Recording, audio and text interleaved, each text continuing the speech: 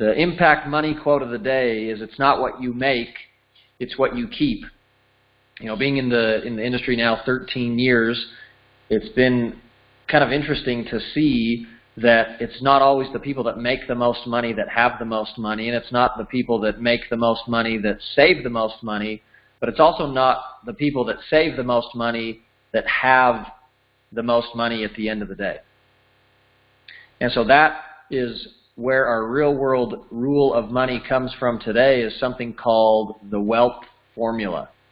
And the wealth formula says that it doesn't matter just what the top line says, what the money is. It matters what you get at the end of the day. Because question to think about is, if you had $1 million in an account or $900,000 in an account, it seems like you would rather have the million, right? But if you run, that's just the top line. That's just the money, 900,000 versus $1 million.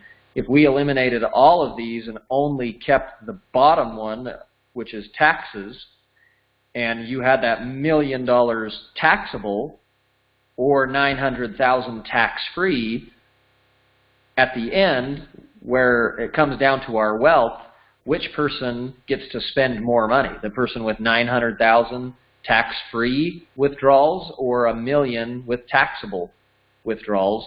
And of course, unless taxes go down to like 1% or 5%, that person that has tax-free withdrawals would be able to spend more money.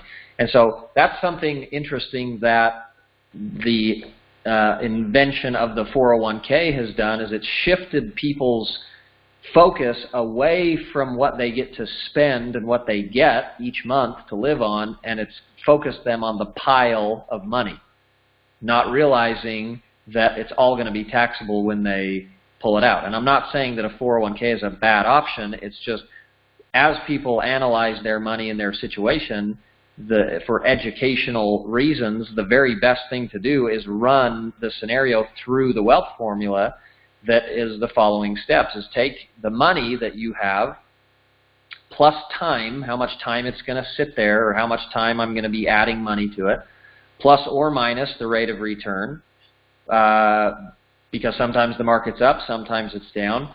For those that follow it closely, yesterday was not the best day for the market. And so you have to be very aware of that. Minus the fees that we're getting, minus inflation, minus taxes, is what equals our real wealth. And so a lot of the time, again, people will focus on the statement and what the bank statement or what the investment statement or what the 401k statement says. Where does the statement tell the whole story? And are we, calculating in the fees, inflation, and taxes, where most statements only show the money and the rate of return, and that's it. Those are the only things that it shows.